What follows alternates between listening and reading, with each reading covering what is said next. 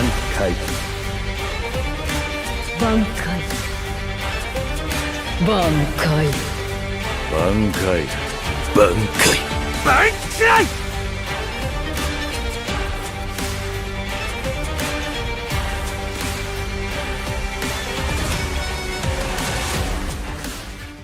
Every Shinigami gets his own Zanpakuto. He imprints his soul on it, he grows with it, he breaks with it. From a soulless blade to a Shikai and then a Bankai, expressions of souls and different paths of enlightenment. Bankai is a very well thought out and deeply rich and greatly forged power system that works as a character writing system with so much relevance and so many secrets hidden within the design, names and inspirations. Sit back and join me as we reach far into the forge, where souls and blades are made alike. And this multi-character analysis focused on the instrument of death, wielded by Soul Reapers.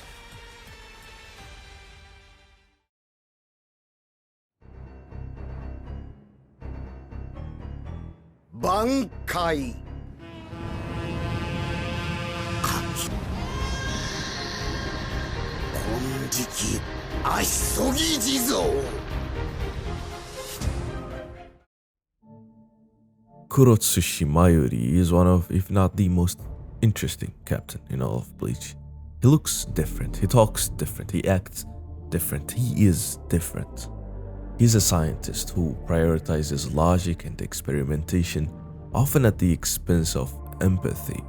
Other Bankais evolve and resonate with their souls, but his is a tool he can willingly modify and upgrade. Knowing him, I guess that would comply with our understanding of Bankais and their connections to their wielders. Mayuri is a sadistic and smart man of science. On the surface, he is cold and devoid of emotions. He sees everyone and everything as an object to use, to experiment on, to find interesting or useless.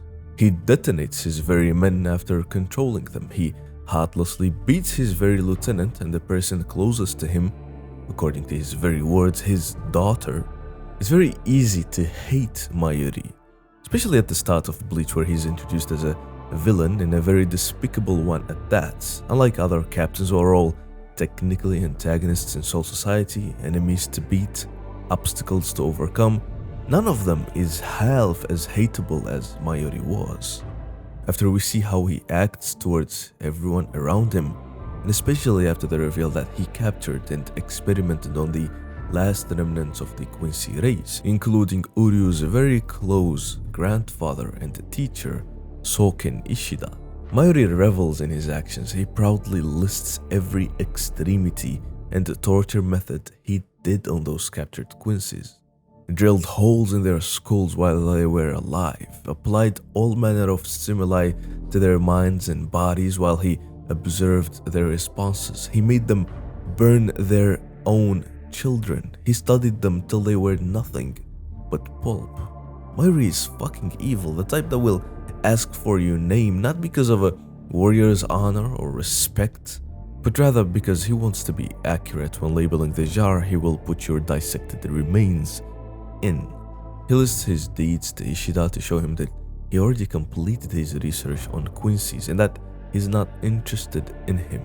He is, however, interested in Orihime's power, and Ishida is merely standing in his way. He's not even confronting them because of duty or orders or any of that crap. No, Mayuri simply follows his desires, and those are research, experimentation, and evolution. In Huecamundo, he goes on a sightseeing trip, a hunting mission to capture as many research subjects as he can. He does not go to Karakura to help with Aizen, he is more interested in some Arankar experiments. Arankaru, Arankaru. Espada. Against Uryu, we see every extremity of Mayuri's side, but not a single reason as to why he is this way, aside from pure unfiltered honesty.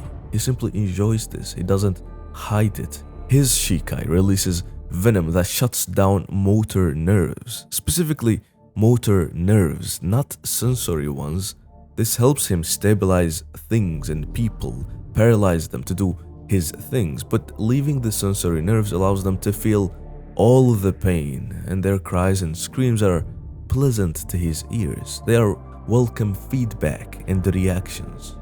Mayuri is not some exotic soul reaper because he looks the way he does. He simply spends hours each day painting himself to look a certain way. Why exactly, we don't know, he just does. I can't think of any hidden functionality or optimization reasons aside from his sunshine, darkness negating outfit, and that one specifically blocks shadows to counter Kensei's secret maneuvers. He just does not go in the open in his normal human form, his normal looks. Mayuri replaced his organs, limbs, and all of his body for all types of reasons. He can turn into slime to retreat. He does not feel pain when hollow voodoo is applied on him. He optimized his existence, discarding bodily limits and surpassing them. He discarded his biological existence just like he kinda discarded useless empathy and emotions. All human sides of him. Shit, even his name.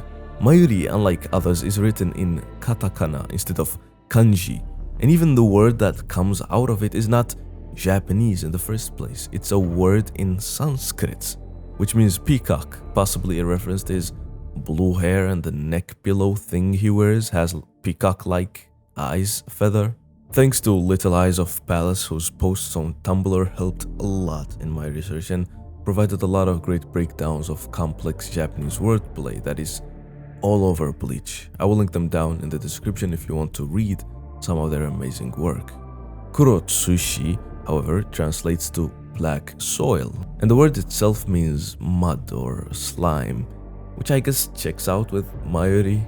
Another character that shares the name Kurotsushi is the Kunoichi from Naruto and Boruto, who becomes the fourth Tsuchikage, also linked to soil, mud, and earth. Mayuri's Shikai, Ashisogi, Jizo can be read as patron deity of baby killing.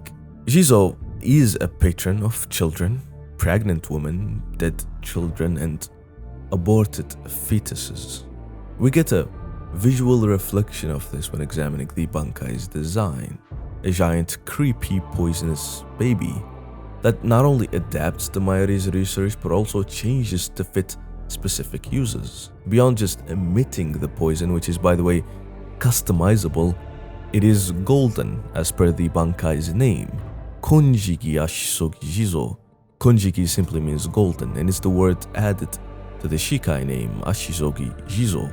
Mayuri's Bankai is some form of ultimate tool. It allows him to bypass limits and render people immobile, inject them with all types of viruses and gases that he comes up with.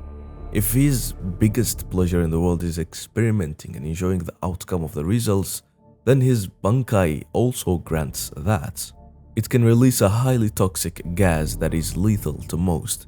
It can alter the poison's composition for strategic advantage, and even produce retractable blades for close quarters combat. Additionally, Mayuri has modified the Bankai to self-destruct and return to its sealed state if it attacks him. Even if it's used against him, he already has countermeasures for it. And he can also create an alternate version called Konjiki Ashisogi Jizo Makai Fukin Shotai, which is an even larger purple baby that gives birth to his normal golden baby Bankai, a callback to the birth and aborted fetuses associations from the Jizo. However, his Bankai is slow, big, and fragile. It's not perfect, and that's exactly why it fits Mayuri very well. Mayuri hates perfection. When facing Espada number 8, Sailapuro, he pretends he feels pain. He baits and observes every single ability the Espada has. Even when he reaches his ultimate function of his resurrection, a phoenix-like rebirth that almost grants him immortality through rebirth, Sailapuro is the peak of science and perfection in his own eyes. Mayuri asks him if that's all. Unimpressed and still waiting for more progression beyond the weak statement of perfection, Mayuri commits his most diabolical and evil experiment yet, one that puts the so-called immortal in centuries of waiting for the blade to reach him, waiting to die. While the actual death only took a few seconds, the poor scientist experienced endless dread to the level he begs for the blade to reach him, praying for a quicker end. Centuries of being paralyzed and waiting for his heart to be pierced and his soul to fade. Mayuri's Bankai changes and fits his current objective, like the final step of research. A virus to counter Gabrielle's revival versus Xylaporo, an undead targeting toxin that de-zombifies people and counters Giselle's power, another sadistic fool that thought he can outmatch him in anything, being intellect, science, power, control, or just pure villainy. Mayuri uses fellow captains, dead comrades, and previous enemies as pawns and Frankensteins to use. Remember the Arankars he added to his collection a few hundred chapters ago? Here they are. Remember the time he read about and researched the Soul King's arms? He faces Pernida, and that comes in clutch. His anti-perfection philosophy is challenged when confronting Pernida. When Nemu, or to be more accurate, Nemuri number 7, Sleeper number 7, the experiment, his biggest masterpiece, who he always treated like shit, starts to act on her own, saving him, and from his twisted point of view insults his pride. Xylaporo appears as a representation of Mayuri's own inner thoughts. He chides Mayuri for his hypocrisy, pointing out that Mayuri uses a similar paradox to defeat him, but now overlooks Nomu's potential for growth. He essentially criticizes Mayuri for becoming stagnant in his thinking, just as Xylaporo had become stagnant in his own pursuit of perfection. Specifically, Xylaporo's words highlight Mayuri's perceived flaw of taking Nemu's abilities for granted and not considering her potential for further development. Contrasting this with Mayuri's past victory over Xylaporo, where he exploited the concept of perfection leading to stagnation. The imaginary Xylaporo essentially tells Mayuri that there is always room for growth and evolution, even for Nemu, and that Mayuri shouldn't assume he or his creation have reached their limits. So basically, Mayuri was the flaw here, not Nemu. His mindset, which was ruthlessly harsh and inhuman, limited his thinking because he kind of gained emotions. One can argue that it was the little hint of love and pride he had towards Nemu that made him human. As small as it can be and as deeply it can be hidden, if we trace back Mayuri's interactions and relationships, they reveal more than just a creepy cold-hearted man of science. In Hueco Mundo, he sort of believed Ichigo can defeat Aizen and had some faith in him, as noticed by Byakuya from his words. He always works hard and does his duty as a soul reaper and a captain, analyzing, experimenting, and inventing things all the time to help. He may sacrifice a few dozen thousand souls from the Rokongai, but he will make use of them.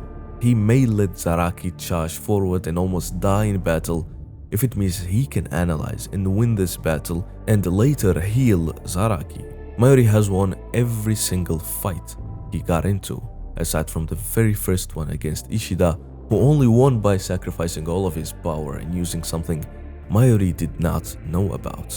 Mayuri Kurotsushi is vile, but he is at least respectable, and you can't help but kinda like him as the story progresses. Ikako and Yumichika thanked him after his win in saving their captain, which confused him. Not a long time ago they doubted him and despised his actions, but they cannot help but respect him in the end.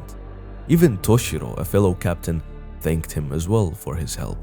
Another layer of confusion. Why do they keep thanking him? It's unpleasant. Mayuri struggles to understand or value the emotions of others. He most likely doesn't fully comprehend the sentiment behind them, or why people feel the need to express gratitude, but he does get thanked. Nemu might not be more than just an invention, his step up over the damned Urahara Kisuke. But to him, she might be a lot more than that.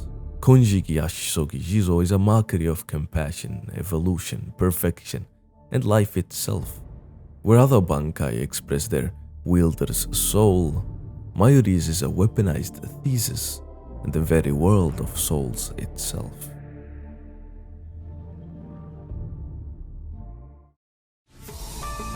Bankai Sakashima Yokoshima Happo Sagari.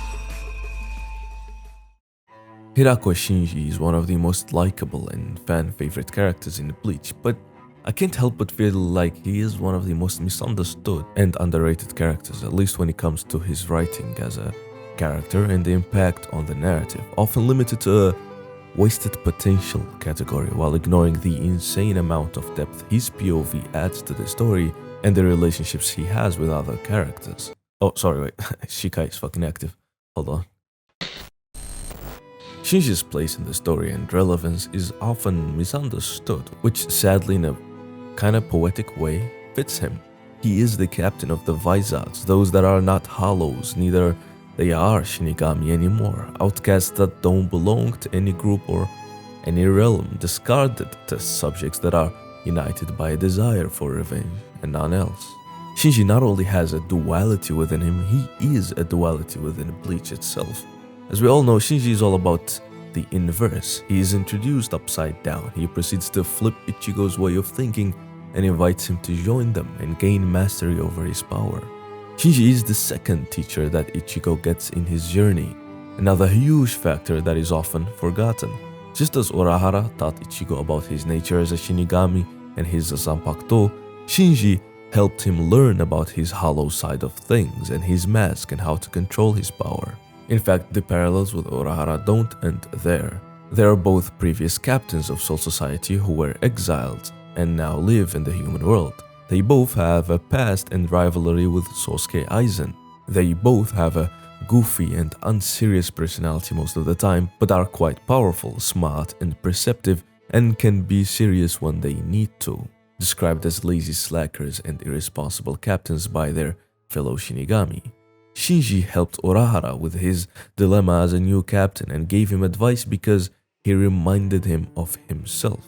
We can even throw Kyoraku in there as another lazy, mostly unserious captain who also had suspicions about Aizen, and we get a trinity of them. Those three share a unique dynamic within Bleach as three easygoing captains with a great underlying depth of character and understanding of where they stand in the world. Shinji, when introduced, writes his name on the board, mirrored, and he mentions how he's good at doing things backwards. His name is in reverse, but somehow the words that make up his name are either vertically symmetrical or horizontally deceptive in a way you can read it backwards and it still reads the same. Hirako Shinji, meaning flat reality or flat truth. His Shikai reverses everything, for you at least. He controls your vision and perception of direction, front and backwards, up and down, left and right. It's very powerful against single and strong enemies, like his most major fight against Sosuke Aizen of all people. His Bankai is the opposite. It's perfect for weaker and multiple enemies, whether that's a squadron of Quincy's or hundreds of thousands of monsters in his fight in the novels. Funnily enough, his Shikai feels like it's the stronger one, a reverse of what a Bankai normally should be.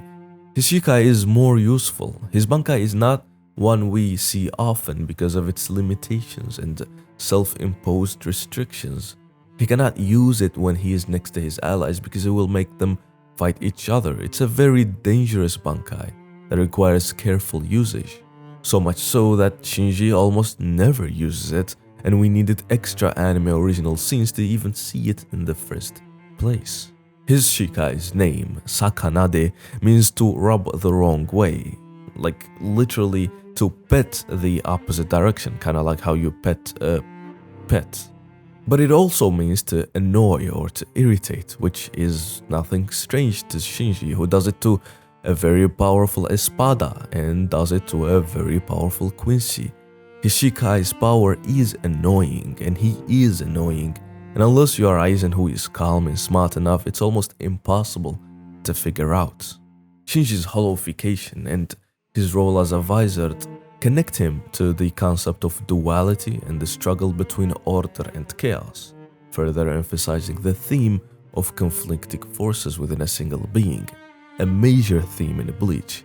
But not just that, he helps Ichigo understand that part of him and comes to terms with his nature. Shinji's role as a teacher and huge impact on Ichigo's life is often forgotten.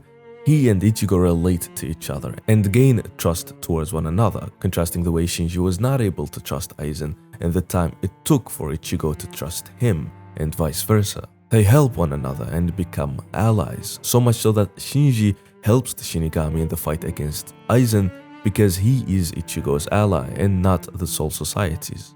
His Bankai, Sakashima Yokoshima Happo of Sagari, aside from being a mouthful, packs a lot of symbolism that connects to everything we talked about so far and more.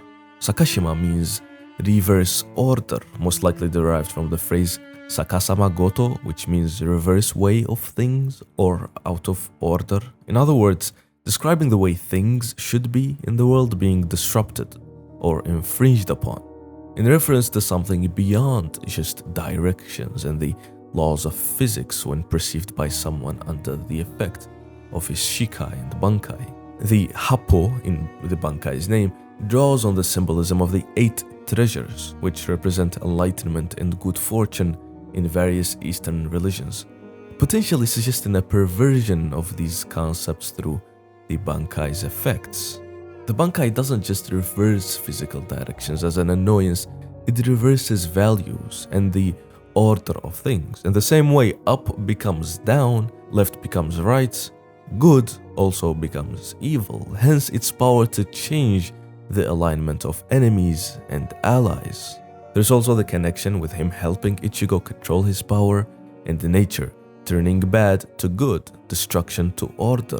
He essentially guides him to a form of enlightenment and purity, another major theme of Bleach and one deeply tied to Ichigo's Bankai. The reversing is much more than just perception and movement, it's metaphorical and literal. Shinji was a captain turned exile, he was a Shinigami and turned to a form of hollow. He gained control over his power, and yet again his role in the world changes and goes back to being a captain. Originally he was the superior and captain of Aizen, and it is revealed he made Aizen his lieutenant because he had suspicions about him, only for Aizen to reverse that suspicion and turn it against him, using his distrust for him to his advantage. Aizen wants to topple the normal order and the way things should be. Just like he flipped Shinji's world upside down, Shinji fights for revenge, but also to stop him from changing the normal way of things. It's all there in the name and clearly woven into the story. Hypnosis versus illusion.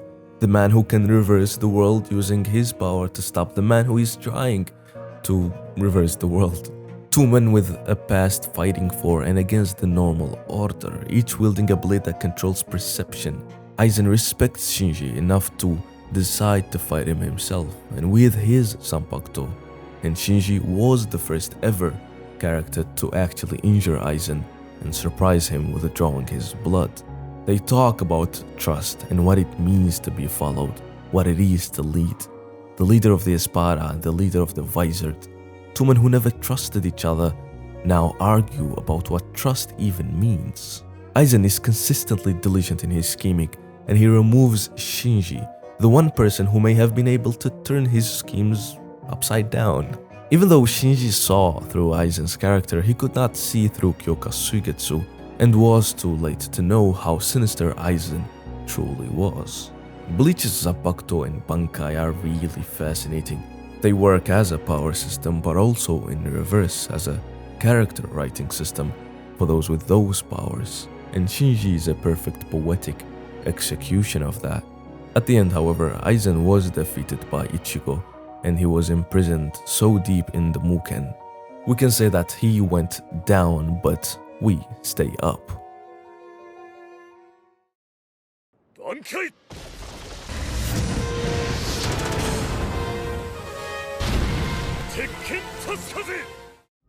Muguruma Kensei is a disciplined soldier through and through. His early design reflects that with his combat boots, tactical cargo pants, short cropped hair, and his sword even having a rubber grip and a finger loop like a combat knife, rather than any kind of traditional Japanese weapon. His Shikai, Tachikaze, means earth-severing wind. It's a wind-type Zanpakuto that can create and launch transparent wind blades that can cut enemies from a distance. Additionally, he can use a technique called Bakudan Tsuki, bomb thrust, where he charges the blade with spiritual energy and fires it as a powerful energy blast that explodes.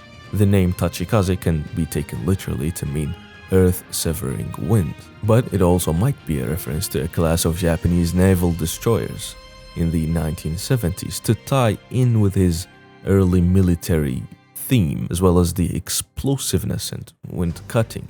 Interestingly enough, the Vizard all have specific outdated styles when they were introduced, all popular styles in Japan in the 70s. So even the era of one of these ships fits in the border aesthetic lore timeline, I guess.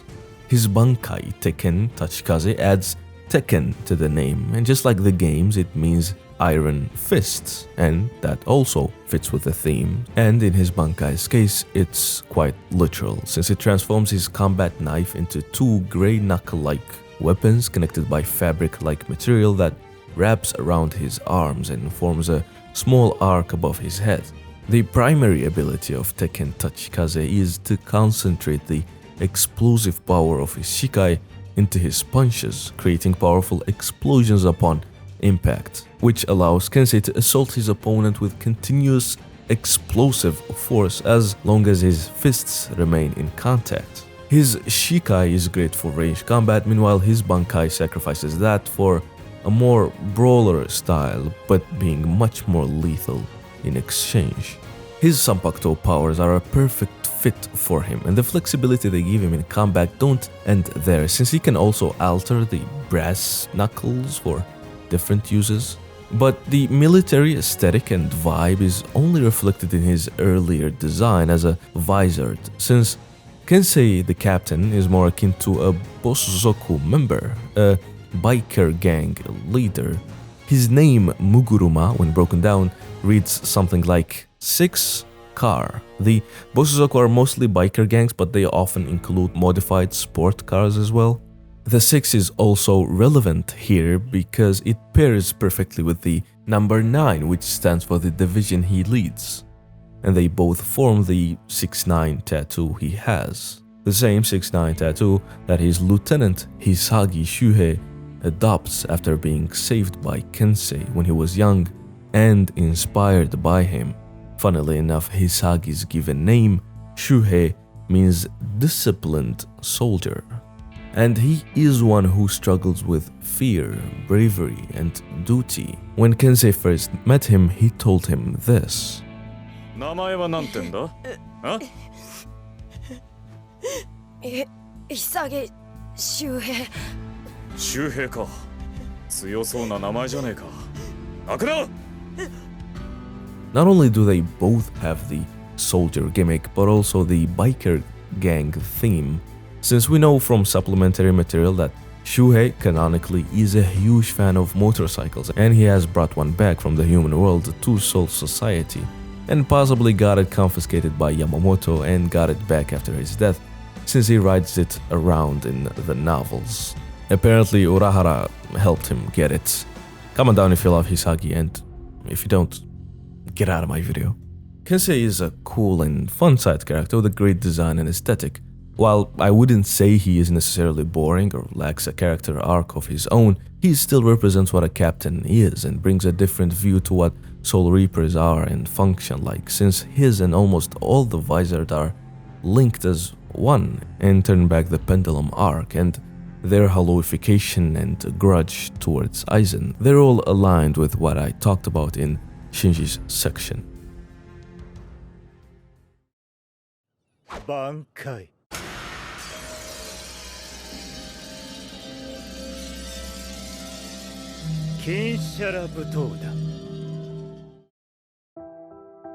From one visored captain to another, let's talk about Rose.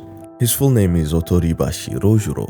Otoribashi is interesting since Otori is the Japanese word for the Chinese fang, which can be translated to phoenix. Bashi simply means bridge, so Phoenix Bridge. The fang is directly associated with rainbows, which can be the bridge here, just like the Pokemon, a rainbow phoenix kind of thing.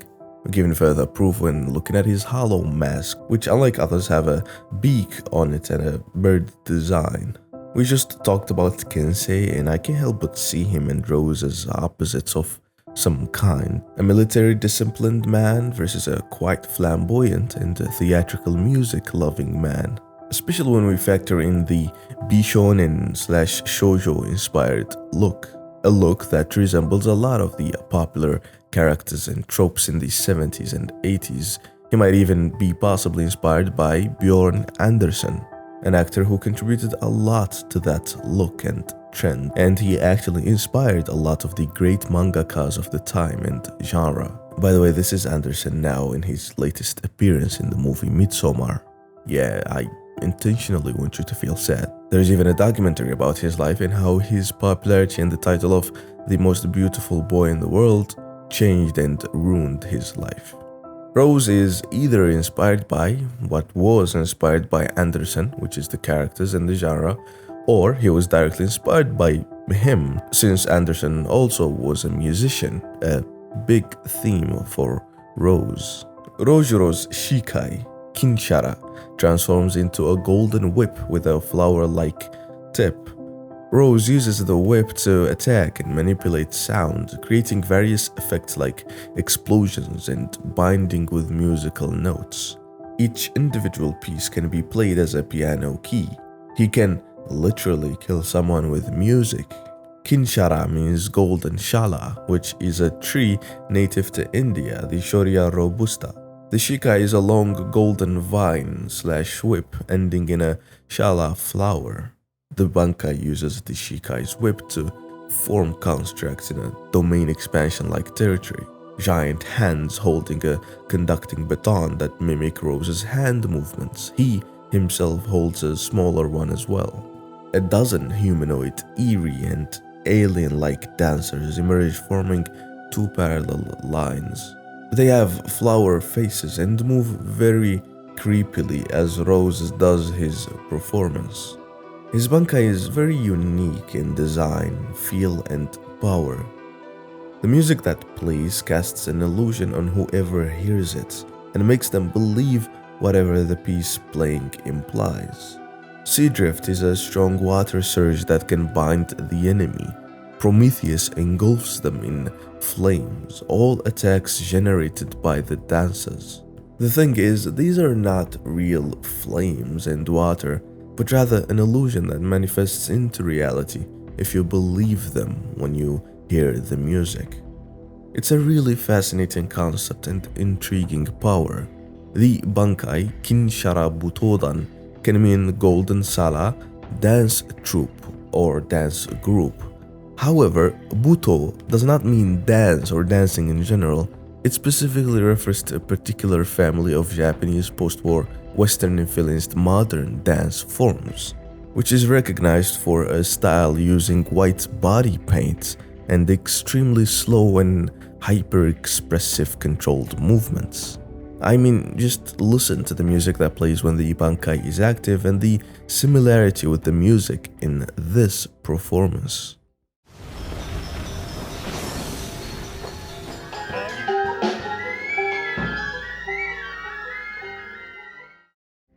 There is a third and final attack which we never got to see, called Ein Heldenleben, which is German for a hero's life.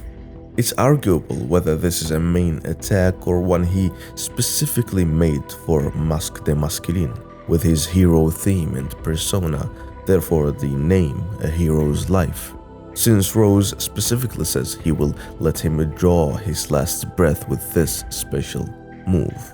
Either way, the Bankai is very powerful against anyone that's not deaf, since it's an auditory ability, and it does not help that Rose simply can't shut the fuck up and reveal his true power. which got him a nice star in his torso. I guess it just fits him since he's flamboyant, theatrical, expressive, so explaining his ability in arts, whether that's in his personality, Bankai, or his overall design.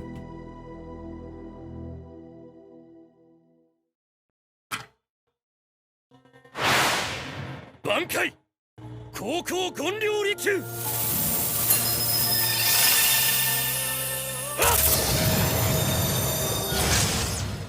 Sasakibe Chojuro was one of the oldest characters in Bleach, and was the longest active serving lieutenant. He's a man that not only had a Bankai for more than 1,000 years, it's one he never used for that millennia.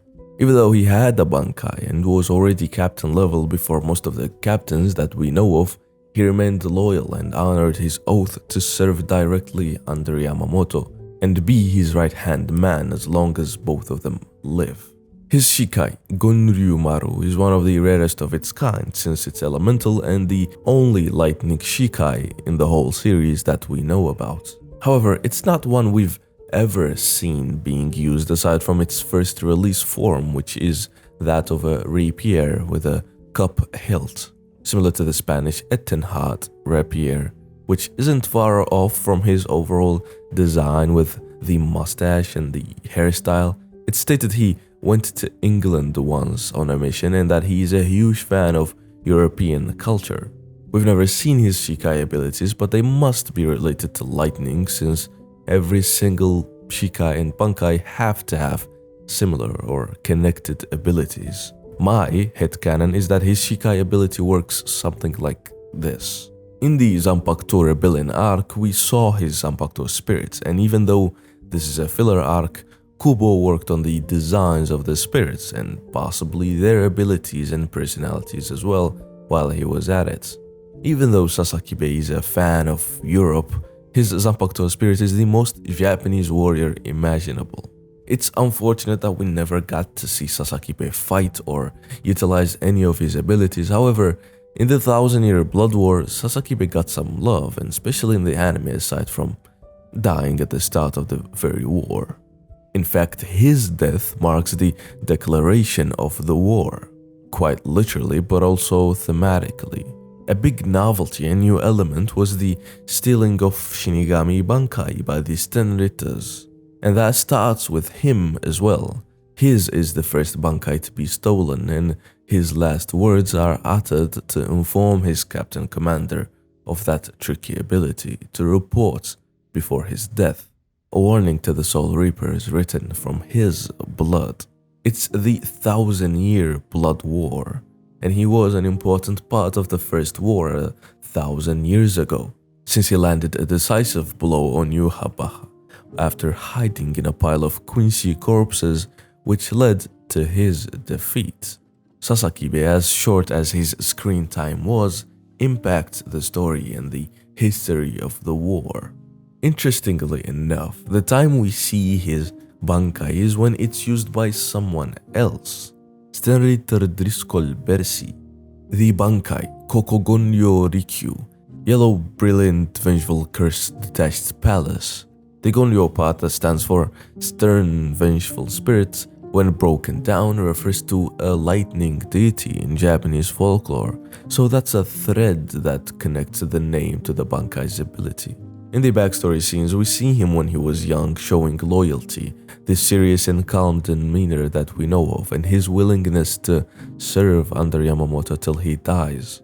But more importantly, we see him using his Bankai, and it's a great scene because it's Yamamoto remembering it, since we see the always calm Captain Commander get visibly angry at the arrogance and ignorance of the Quincy before him, who had the audacity to disrespect the late Sasakibe and his Bankai. He remembers Shojuro and his Bankai and the moment he showed it to him, and getting results by actually giving Yamamoto the scar on his forehead. Meanwhile, Driscoll's full output wasn't even able to put a scratch on him. Sasakibe's Bankai, the dazzling yellow lightning detached palace, visually represents its name, a yellow dazzling lightning palace, by forming a circular ceiling of lightning after conjuring the clouds above him. Rays of lightning form pillars as they hit the ground. It does look like a tower or palace, and therefore the name. I always had a level of respect and appreciation for him as a loyal right-hand man and lieutenant, and I hope that now you do as well.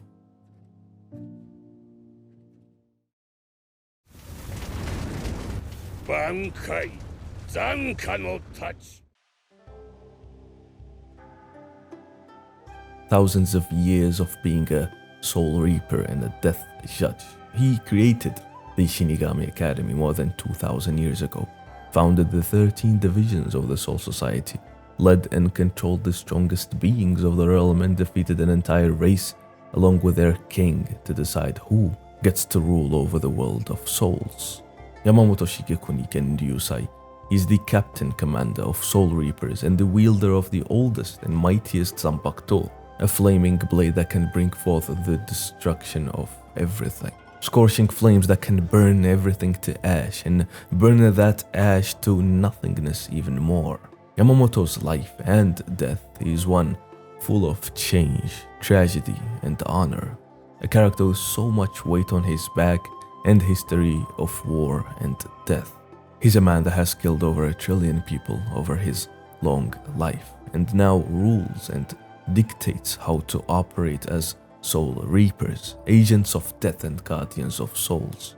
Yamamoto is a very strict and formal man. He goes by the law on every occasion, going through with Rukia's execution based on the false decision made up by Aizen, confronting a captain who failed in his duties and deciding to punish him, fighting his 2 oldest students and captains he calls his sons because they stood in the way of order. Yamamoto is not heartless from his very earliest scenes. He lies to Rukia about forgiving her friends before she died, even though he does not actually intend to, but it brings her some peace before her inevitable death.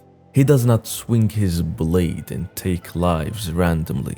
In fact, as far as I know, Yamamoto has only killed 3 people in the entirety of Bleach that we got to see: Driscoll, Vanderweiss, and Royd Lloyd. And technically Ion, but that's more like a beast rather than a person.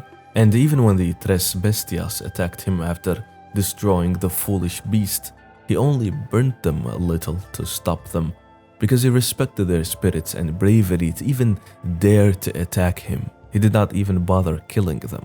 Yamamoto rejects help from Ichigo time and time again.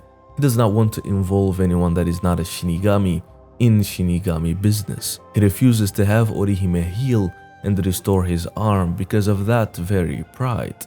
He accepted Kumamura despite being shunned for his looks, which earned him another loyal captain that would die for him. He is willing to take out fellow Soul Reapers with his attacks if that means extinguishing evil, even killing himself if it meant to, but never include humans in his ways. Yamamoto goes to the length of tanking a whole attack from his Shikai, an attack that Aizen sneakily redirected and was going to cause the destruction of Karakura. He sacrificed his arm to take out Aizen when he still fell down. Yamamoto stepping into battle brings up the morale of the Shinigami and reminds them of their obligations. His mere presence is a call of duty and a sense of pride, a strength they can hold into when they are weak and helpless. Yamamoto is selfless and dutiful. A man wields a blade capable of utter destruction, yet is reserved, calm, and peaceful. He's holding back a monster within him, an old one he wishes to never let out no matter what. Over the millennia he's lived, he's slowly changed to what he is at the early part of the story. He is respected and revered. He is a leader. Everyone follows and believes in because he leads by example. He joins the battlefield, he swings his blade first and declares his orders. And when he is forced to, he intervenes in battles. Yamamoto rescued the lieutenants when they were losing to Ion and reprimanded them for how shameful it is to force their leader to fight. An encouragement in disappointment. He saves Hisagi from death in the 1,000-year blood war and rushes to rescue Zaraki after he was defeated. with a loyal man as his right hand and two of the strongest Shinigami in history as his sons and students he nurtured and raised. Genryusai is a title he calls himself because Sasakibe used to call him Eijisai because of the scar on his forehead. The scar looks like the character A in Japanese. And after Sasakibe gave him another scar that changed its look, people started calling him Yujisai instead, which Sasakibe did not like. So Yamamoto named himself Genryusai and made it a formal nickname just because of that.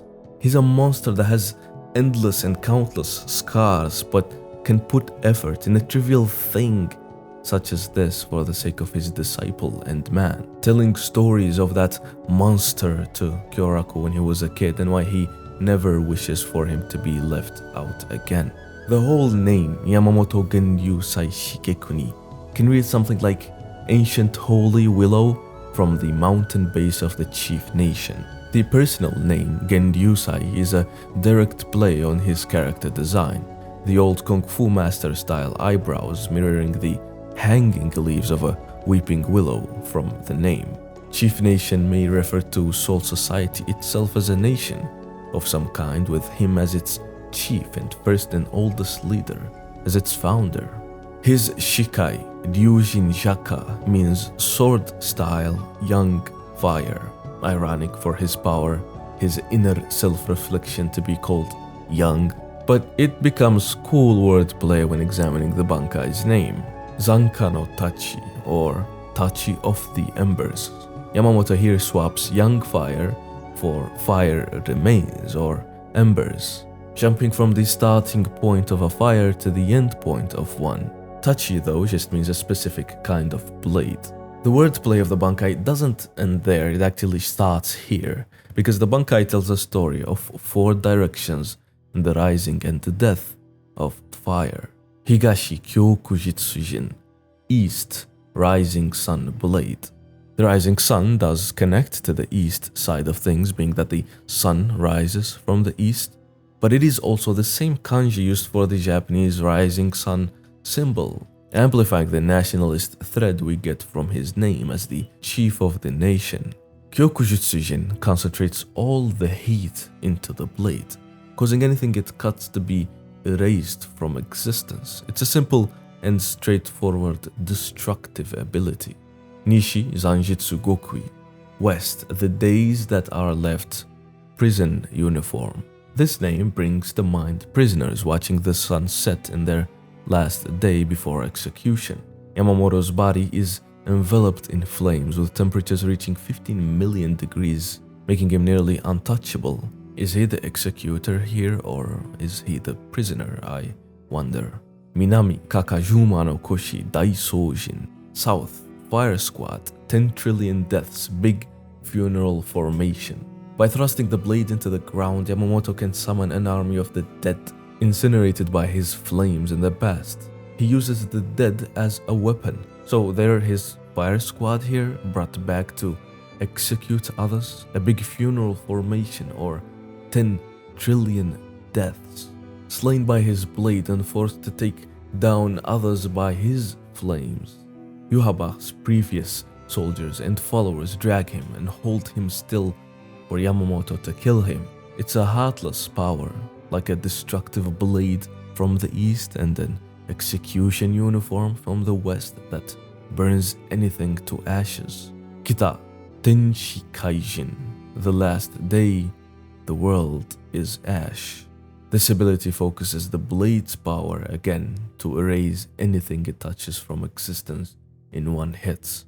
The Bankai tells a story. It starts at dawn, gets to sundown on the final day. The person is brought out to the execution/burial grounds, and at the end, all that's left is ash. Yamamoto loses his loyal right-hand man at the start of the war, a war that haunts him because he failed to put an end to his oldest enemy, an enemy he defeated once and now comes back knocking on his door 1,000 years later. Yamamoto of the past didn't give a damn about the humans or his allies or anything. He was a monster that ruled with strength, that kept the crazy beasts and old captains in check with his might. Yuhaba was not defeated in an honorable duel or anything. He was surrounded by enemies and the scorched corpses of his allies. At the end, defeated because of a hidden blade that backstabbed him. Yamamoto changed over time to be more merciful and considerate. He transformed that strength and fire to create and build instead of destroy and burn. Yuhaba says that change is what made him weaker and is hypocritical of him to attempt in the first place. Even as he gets cut in half and dies standing, when rain rains and the embers fade, Yuhaba disrespectfully steps on his head and burns his entire body so that nothing of him remains. Only an ashen blade that once conjured the sun. No funeral for him, no hope in his soul society, and no future.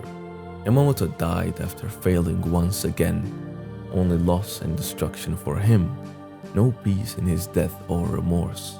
It's heartless end for a character. One that isn't simply sad but empty and hollow. A monster who tried his best to withhold his past and his true self but couldn't help but let it out. After grief and loss, rage and fury, regret and war.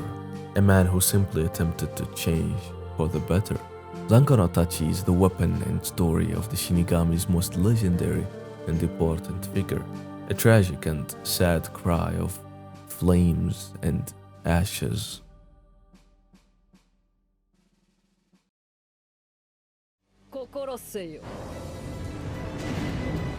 Bankai.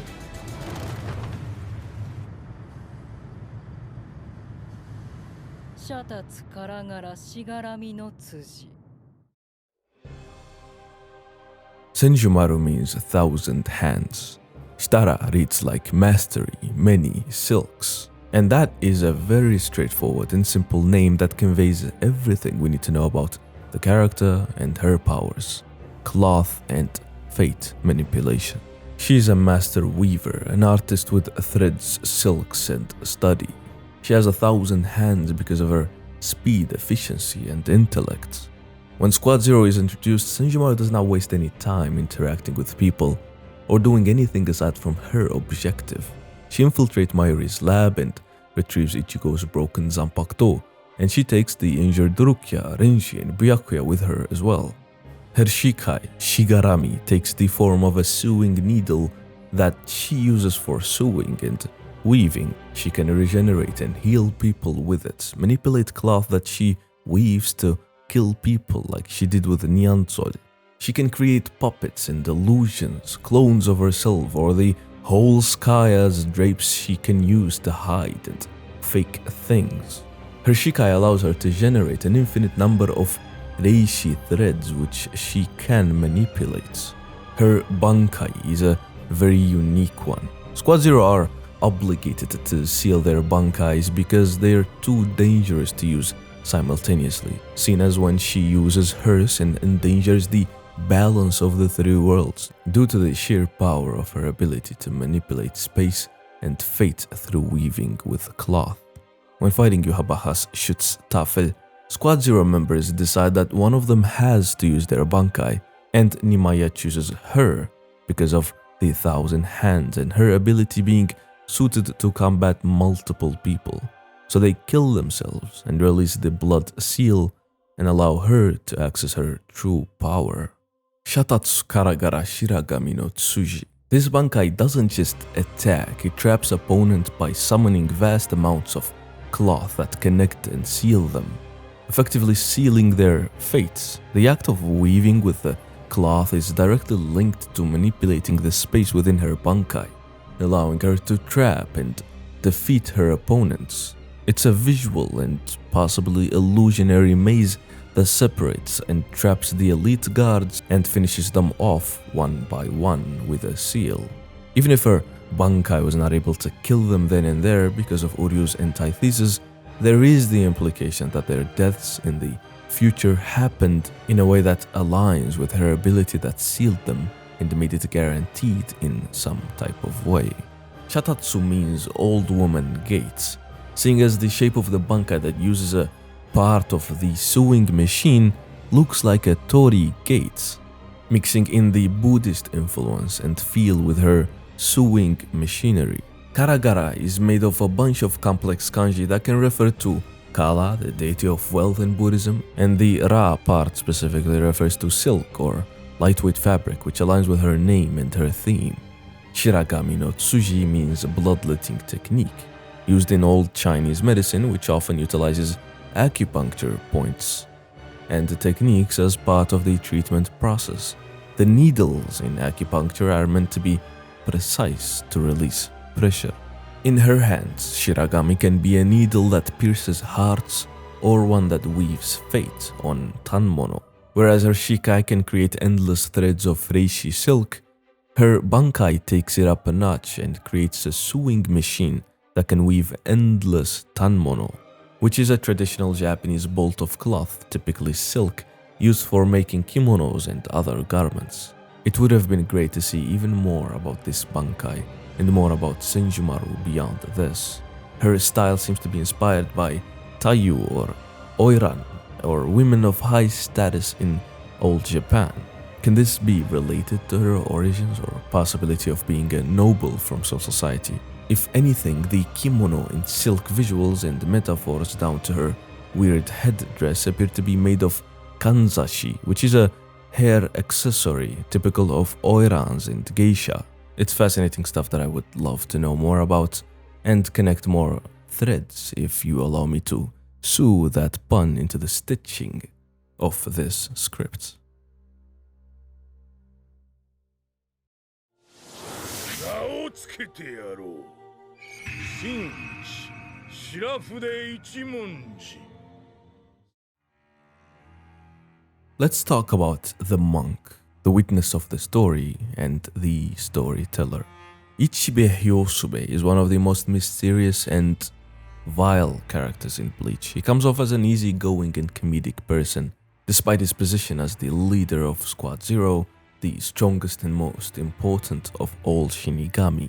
They are responsible for guarding the Soul King and his palace, responsible essentially for keeping the balance of the universe itself. While Ichibe does dedicate his life to that, he is no good person and certainly no ally of Ichigo or even the other Soul Reapers. See, Ichibe is old. He is primordial even, as it's said he existed before the three realms were separate and the universe became what we know it as. He, along with the ancestors and founders of the noble clans, decided to use the Soul King as a linchpin and use his power and strength as a balancing anchor for the three worlds. The Tsuneyashiro ancestor cut the limbs of the Soul King and removed his internal organs, butchering him and putting him into a state between life and death, put him in a crystal and used him as a tool. And Ichibe witnessed this, and to this day he still serves to keep that balance. Is he loyal to the idea and plan of keeping the world this way for the greater good? Or is he loyal to the noble ancestors in some way? Do you know that the reason that Ichibe and Squad Zero came down to Soul Society was to take Ichigo with them and train him to awaken his power? However, Ichibe didn't do this to help Soul Society or Ichigo, nor does he believe Ichigo can even win against Yhwach. He is preparing Ichigo as the replacement of the Soul King. He planned to decapitate and use him as the new Ryo, dooming him with that fate. And it was only because he wasn't needed at the end that Ichibe didn't follow through with his plan. Ichibe is scary, alright. He has primordial knowledge and wisdom, and he's implied to have omniscience, and he's able to see everything, down to a conversation between Ichigo and his Zanpakuto spirit that happened 400 before Ichibe was even introduced. When Ichigo was not able to hear the name of his spirit, it was Ichibe that censored the name. Was it not the time yet, or did he fear that Zangetsu would reveal his identity as a younger Yhwach and Ichigo's Quincy dormant power, who we knew as Zangetsu up to that point? Ichibe simply told him. There is even a moment in the novels where Ichibe asks Nimaiya about something and Nimaiya answers him then says, but you already can see and know this. And this brings us to Ichibe's power. We're talking about Shikai and Bankai. Ichibe came up with those terms in the first place. He named them along with all the major things in Soul Society like phenomena and basic concepts. In Bleach, names are important. Ichigo has to correctly say Bankai Tensa Zangetsu for his Bankai to be released. If he says the words incorrectly, it will either not work or a weaker and alternate version of his power will awaken, such as how Yumichika purposefully calls his Shikai the wrong name and gets a different version because he does not want the real one to be seen. Renji has been calling his Bankai the wrong name since he did not know the real one. It was Ichibe who told him its true name. It took him a simple glance at the Zanpakuto to be able to know it. He can reveal the real name of every single Asauchi that is bound to someone's soul. In Bleach, names are really important. Even attacks and abilities have to be said correctly.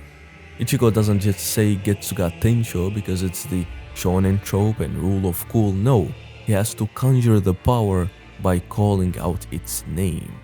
And Ichibe Hyosube has all the power over names. His Shikai, Ichimonji, has the ability to take away the name of anything that he covers with ink.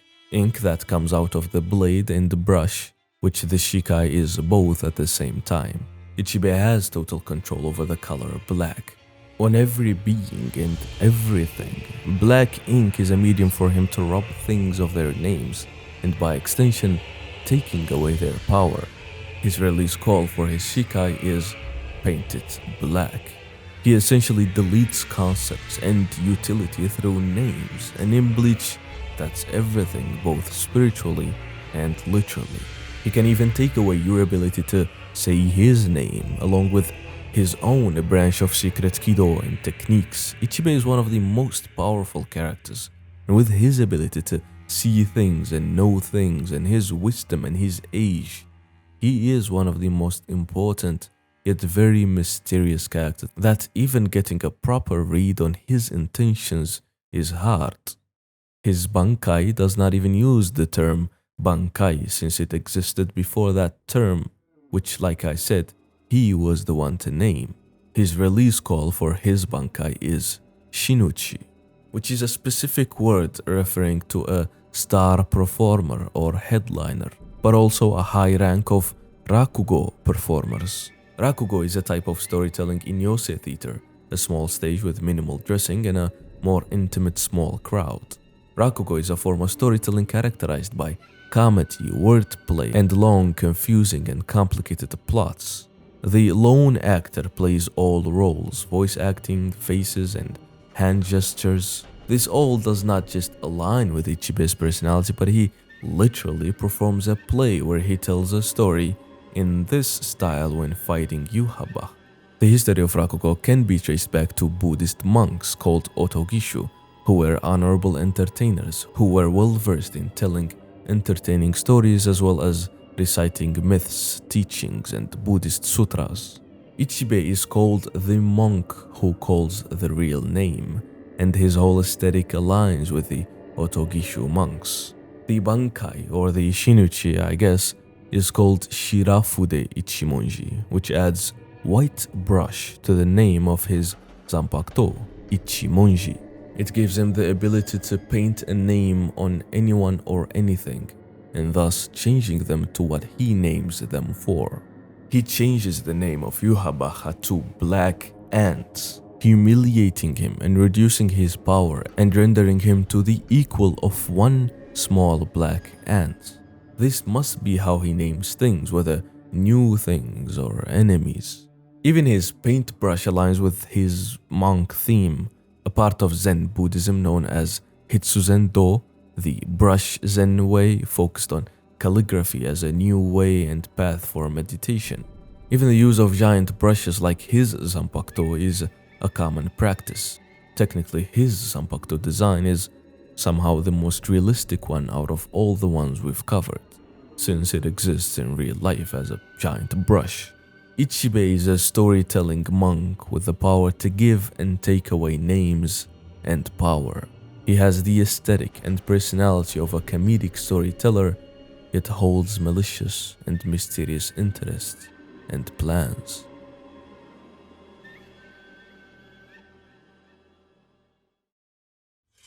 Bankai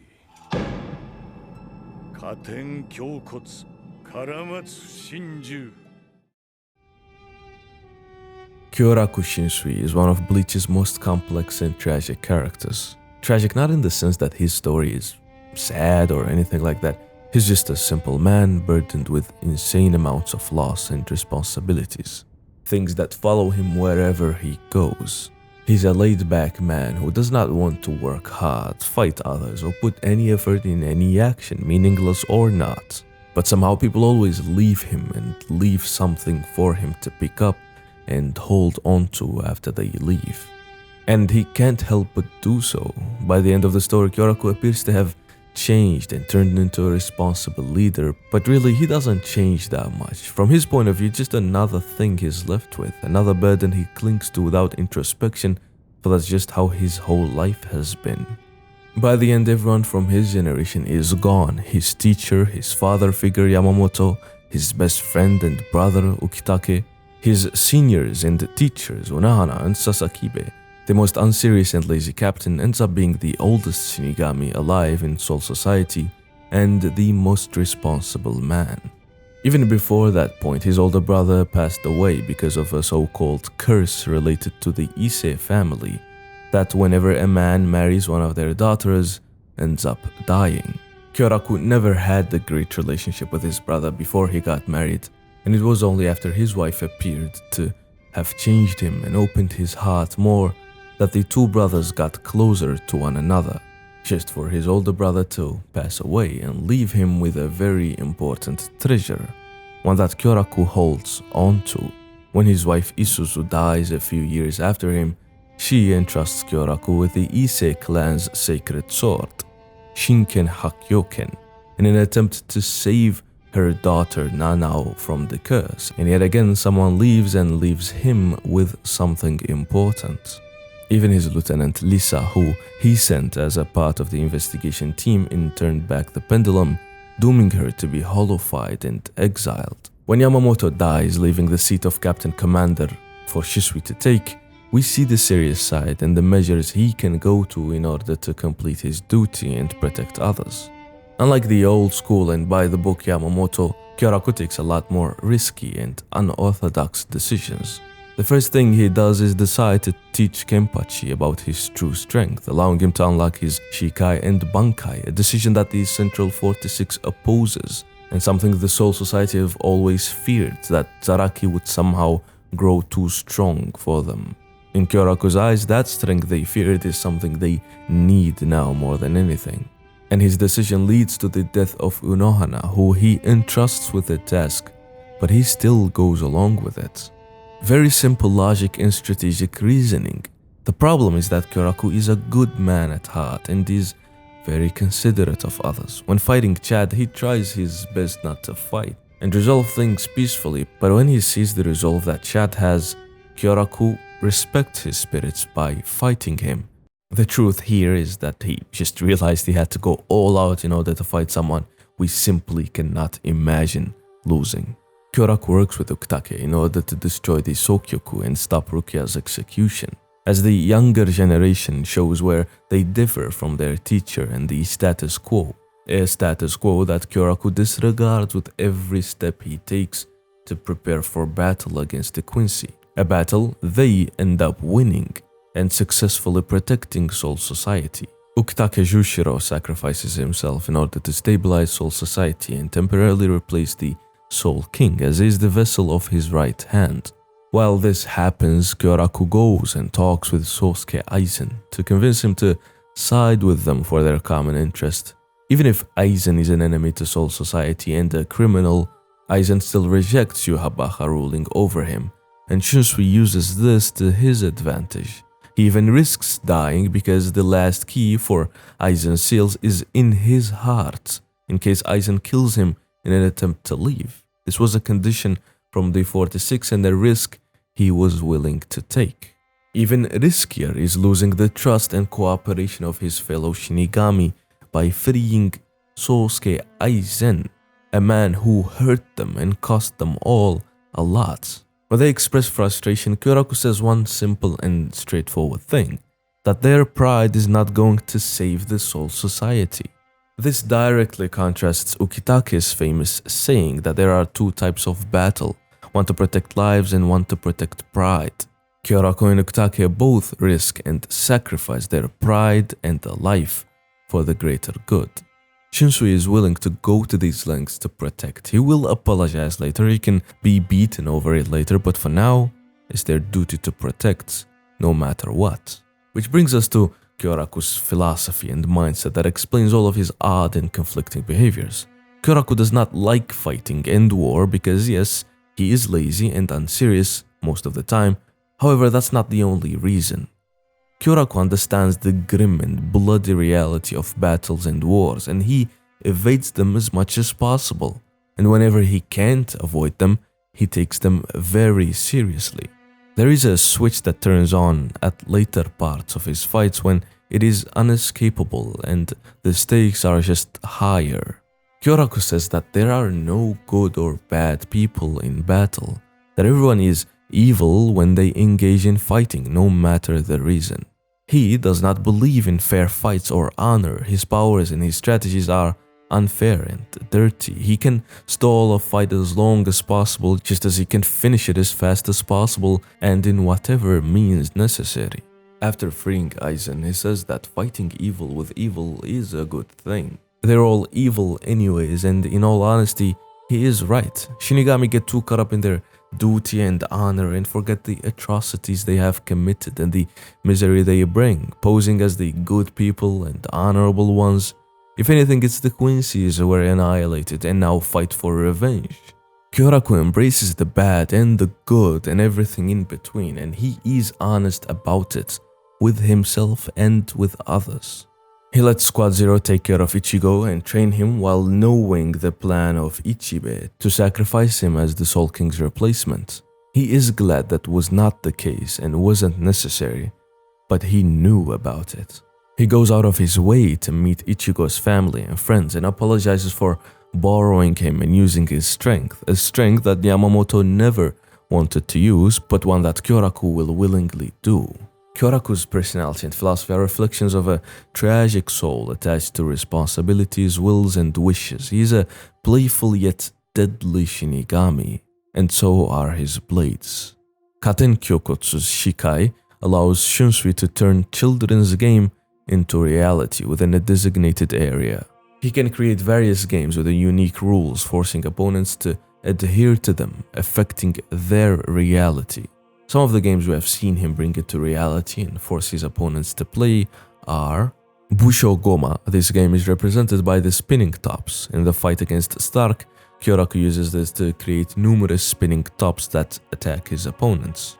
Takaoni is a game of height where the highest combatant wins the game and thus gets to live, while the lowest combatant loses and thus dies. Kageoni, the rule of this game is that whoever gets their shadow stepped on loses. The game itself allows competitors to manipulate shadows to their advantage. Iro Oni, in this color-based game, you say the name of the color you want to cut with your sword, and you cannot cut anything else. If the color that you call does not exist on your body, the damage is minimal, even if the attack would normally inflict a much more severe wound. However, the opposite is also true. By calling out a color you are wearing and attacking, the damage given is proportional to the amount of that color on you. Daruma-san ga koronda. This game is a form of tag. Kyoraku uses it to track his opponent's movements as seen in his fight against Lil Baro, where he uses the Reiatsu trails left by attacks to navigate and close the distance to his targets. Kageokuri, by staring hard enough at their shadow, Shunsui or his opponent can project an after image in a different location. The higher their opponent's Reikaku, the more realistic the after image appears to be. All of those are games he can turn into a reality, an ability to use to fight. The Shikai reflects Shunsui's playful and carefree nature, often seen as a way to test his opponents with light-hearted yet very dangerous games. As you can see, they are always fair games that both he and his opponent can play and use against each other. They're not limited to Kyoraku himself. It's as if his power is making them real and then sharing the fate in the game with his opponent, which is a theme that extends to his Bankai, making it a very dangerous one that he cannot use next to his allies in order not to drag them into his theater of death. Katen Kyokotsu Karamatsu Shinju, bones of heavenly blooming madness, withering pine lovers' suicide. Shunsui's Bankai is a theatrical 4-act play that manipulates reality and inflicts damage through shared wounds, disease, and spiritual pressure depletion. Each act presents a different stage of a tragic love story, and the opponent is forced to participate in this narrative. Act 1, the sharing of wounds. Any wounds inflicted on either Shunsui or his opponent will be shared between them, appearing on both bodies. Critically, neither of them can die from these wounds in this act.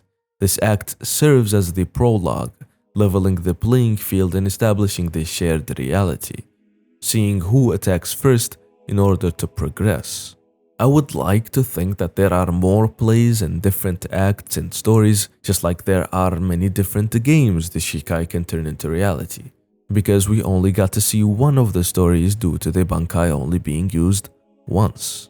In the second act, the Pillow of Shame, the opponent is afflicted with an incurable disease, represented by dark spots appearing on their body and profuse bleeding. This act reflects the opponent's regret for inflicting wounds in his previous act, causing them shame and internal suffering. Act 3, Severing Abyss. The battlefield transforms into a watery abyss where both Shunsui and his opponent are submerged and drained of their Reiatsu. The one with less Reiatsu left at the end is defeated, symbolizing the tragic conclusion of the love story. Act 4, Thread-Cutting Scissors on a Blood-Streaked Throat. Shunsui wraps a thread around the opponent's throat and cuts it, causing a large wound that can potentially sever the head and cause an explosion. This act represents the final decisive blow, bringing the tragic narrative to its climax. The Bankai's theater theme refers to a double suicide, a lover's suicide. It's a theme in classical Japanese theater and literature. Double suicides in themselves were rather common in Japan throughout history, and double suicide is an important theme of the puppet theater repertory. Lovers committing double suicide believed that they would be united again in heaven, a view supported by feudal teaching in Edo period Japan, which taught that the bond between husband and wife is continued into the next world. The Bankai is the progression of forcing people to play by the rules of children's game to forcing people to play by the rules of theater plots and more adult and extreme themes and actions. Katen represents flower heaven, often associated with beauty, love, and the ephemeral nature of life. Kyoraku originally had one Zanpakuto spirit, Katen. However, it's speculated that when Nanao's mother entrusted him with the Ise family heirloom, Katen had split a fragment of herself, per Kyoraku's request, resulting in the birth of Kyokotsu, the keeper of the sword. That fragment was most likely her right eye. Speaking of the Ise treasured Zanpakuto and heirloom, the family name Ise is written in the exact way as the former Ise province in Japan, home to the Grand Ise Shrine, which houses one of the royal national treasures, the Yata no Kagami, a bronze mirror featured in early Shinto myth and reflects the light of the mother sun, Amaterasu. Kind of pretty obvious inspiration there for the special blade which Kyoraku finally gives to Nanao, who turns out to know about its secrets and help defeat Liribaro when he could not do it alone. Whether it's his brotherhood with Ukitake shared and destroyed by duty, hairpins he wears to remember his brother and his wife, the little girl that admired him and he secretly hid the curse away from her, the seat of head captain in all the pain that his decisions will cause. Kyoraku Shinsui is the perfect leader the Shinigami can have. They're not honorable warriors, they are death reapers. He's a man who understands the world and what needs to be done. The successor of a monster who suppressed himself, a father he lost and walks in the steps of, bearing his responsibilities and continuing the legacy he created. He is the Soul Reaper who turned death into a children's game.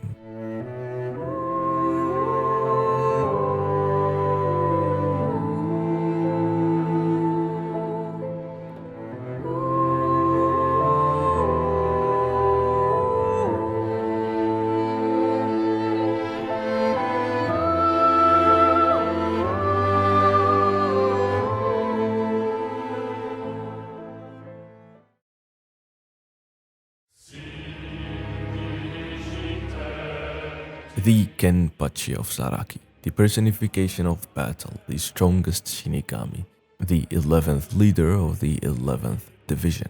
A man of many names, a man with so much raw energy and intensity that makes him a great leader like none else.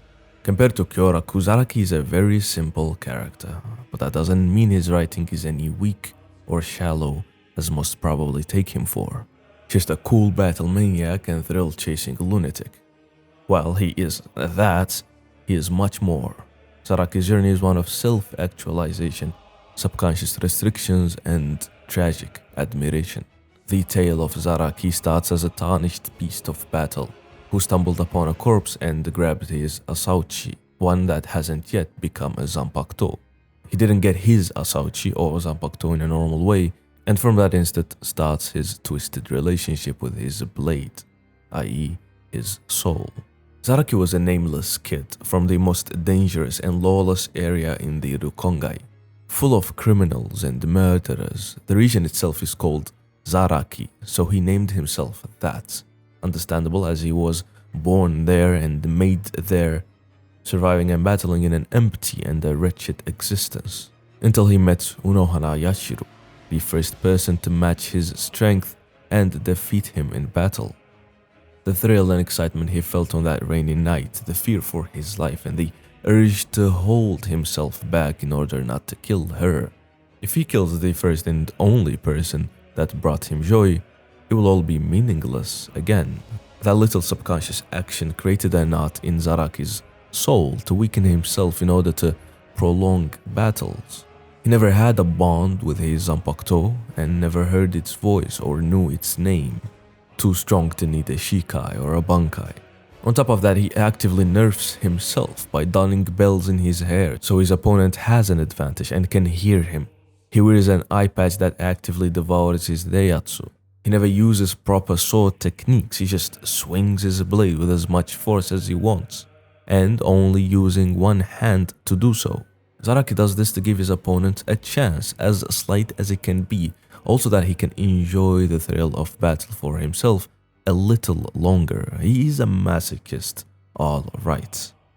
But he is not evil or heartless. While it's not normal observable empathy, as we know it, that Zaraki has, he does not believe in killing his opponents. There is no need to. Unlike Batman, he just doesn't believe there is need to. He cannot clash blades with the dead, nor can he swing his blade when he dies. So Zaraki stops fighting when he is bored or when someone does not have enough strength to fight him anymore. He does this to Ikkaku, who stubbornly admits his defeat and asks to be killed, to escape from his shame as a warrior. Zaraki tells him there is no joy in death and no meaning. When fighting Tosen, Zaraki does the same thing and attempts to leave, but Tosen pushed to fight him because of his honor or something. So Zaraki accepts his death wish, but was interrupted by Kumamura. Same thing with Noitora, whose rage and shame pushed him to keep fighting Zaraki even though he told him he did not want to kill him. But the Espada was too stubborn and his crescent moon disappeared.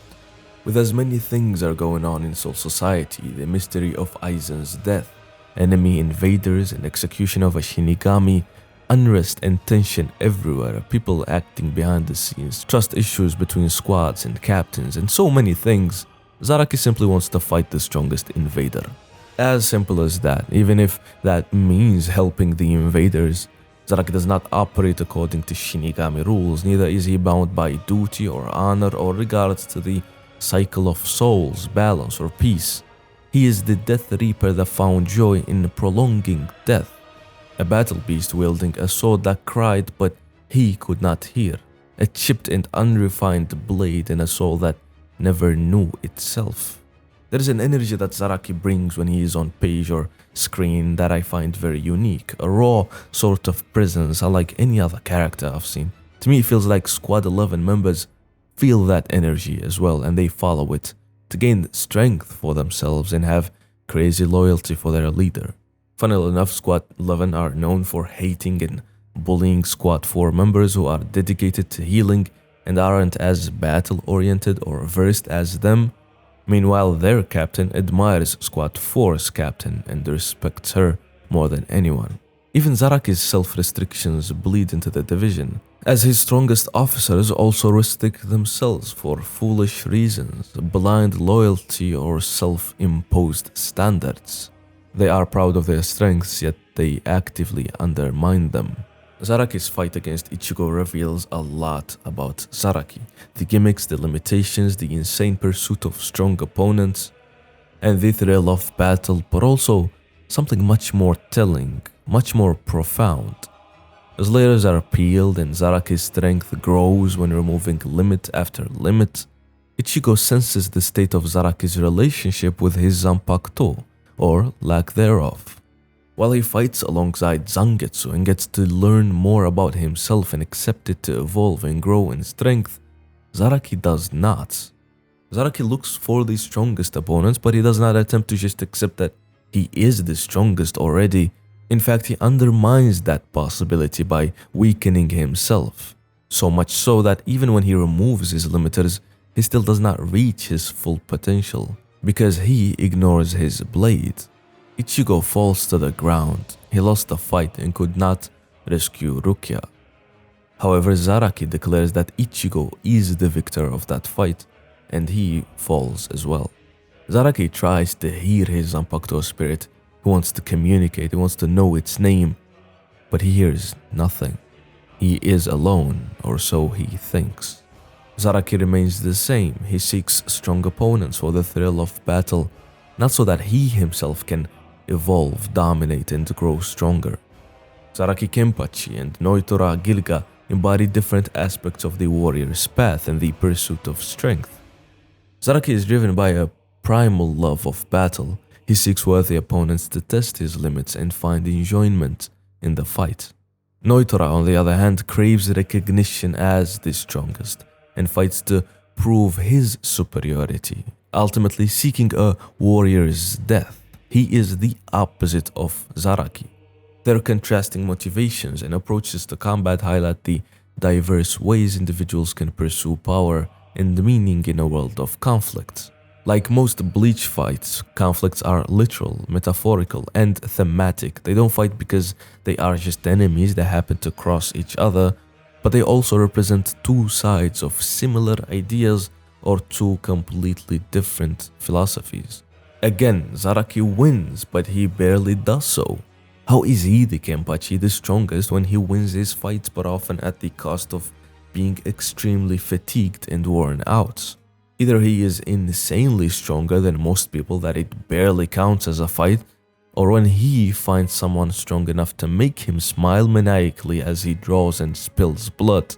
So when the one time comes that Zaraki loses a fight to someone stronger than him, the title of Kenpachi is reborn.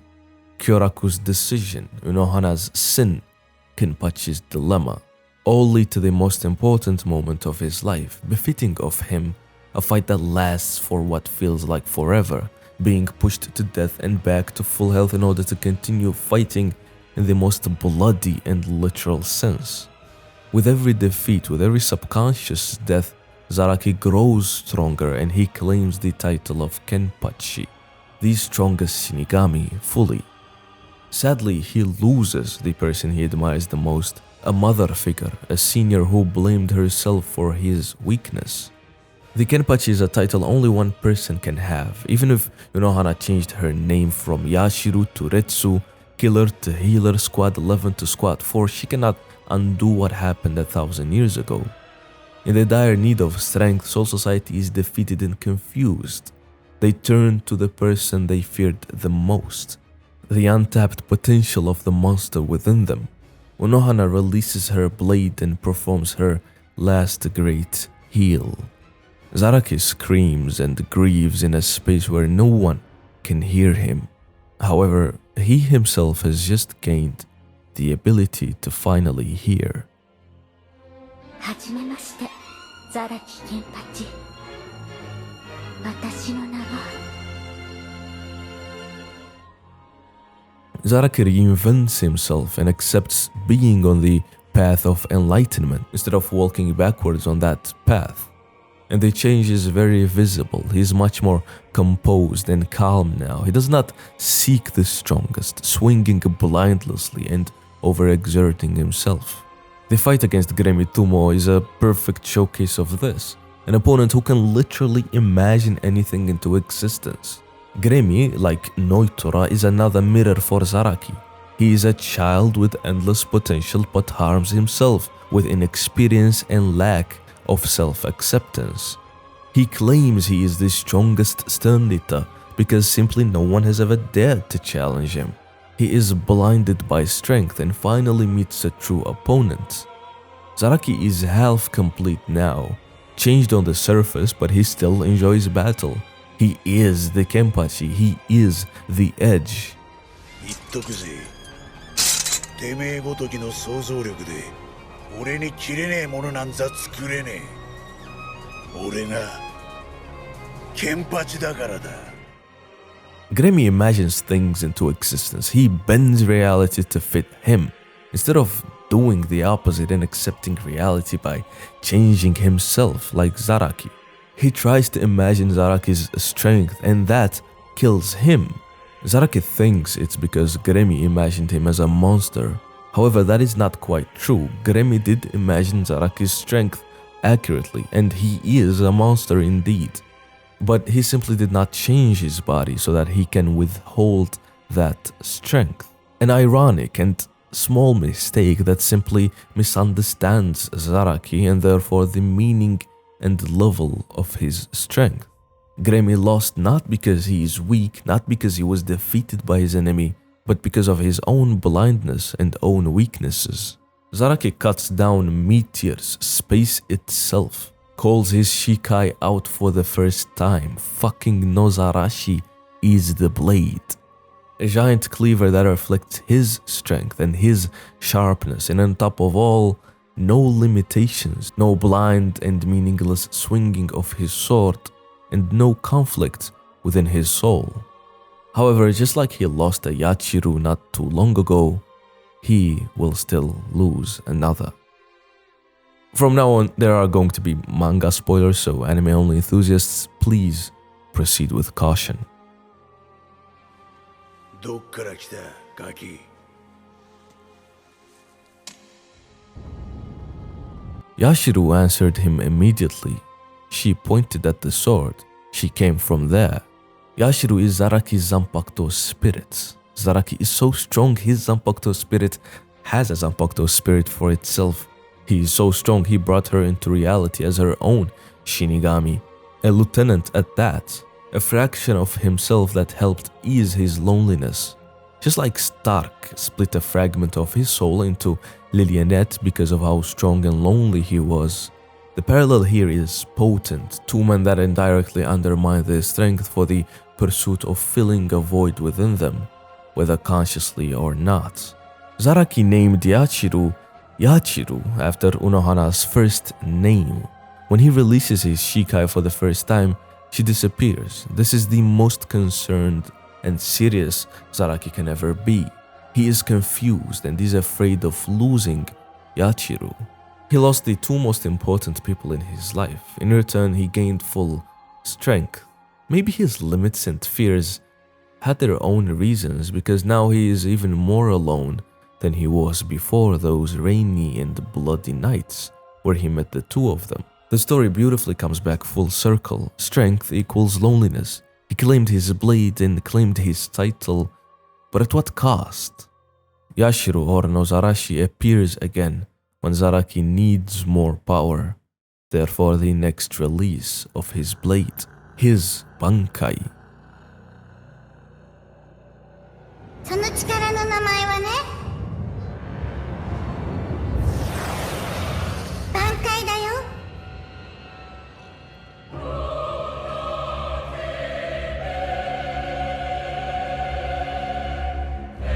She tells him that with this power there is nothing that he cannot cut.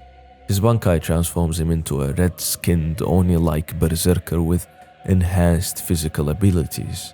Upon activation, it releases a powerful wave of energy, and his appearance changes with red skin, black markings on his face, and horns. In this form, his strength, speed, and cutting power are dramatically increased, allowing him to effortlessly overpower a divine immortal giant. His power is so immense, it can even hurt his own body. Notably, it is Yashiro who controls how much power she can release, since he gets this power at the cost of his consciousness. Gremi did not die a mere foolish death after all, for not even Zaraki's body itself can contain his power. The Bankai is either still unrefined and uncontrollable because it's new, or this is just its nature. Raw and insane power to cut and overpower everything. Nozarashi means weather-beaten, worn out and bleached. It's probably a play on Zaraki's generic shonen power level gimmick where he just gets stronger the more he is pushed to his limits. Kenpachi means sword 8, just like Yachiro means 8,000 styles. However, the name is written in a playful way that can also mean prosperous sword, one that has taken many lives, which fits its position as the title that refers to the strongest Shinigami. Zaraki means new wood, and as Reddit user regular budget 1864 beautifully interprets it, as in how Zaraki takes his name from the district of the Rokongai he came from, being the Kenpachi from Zaraki. That is likely what the district's main product or resource is. Lumber from young trees. Alternatively, it denotes his prodigal strength and his position as the next and only Kenpachi, one worthy of replacing the first, as he is the new growth compared to the older. I love that interpretation and see it as Zaraki's renown and pride is in the fact he can cut everything, even himself, as he grows back and even stronger and more true than before. Zaraki carries a legacy, a heavy title, bloodthirsty thrill and a desire for battle, raw and unparalleled strength, and on top of all, the will to carry them all, to sharpen his blade further, until it becomes enlightened and prosperous.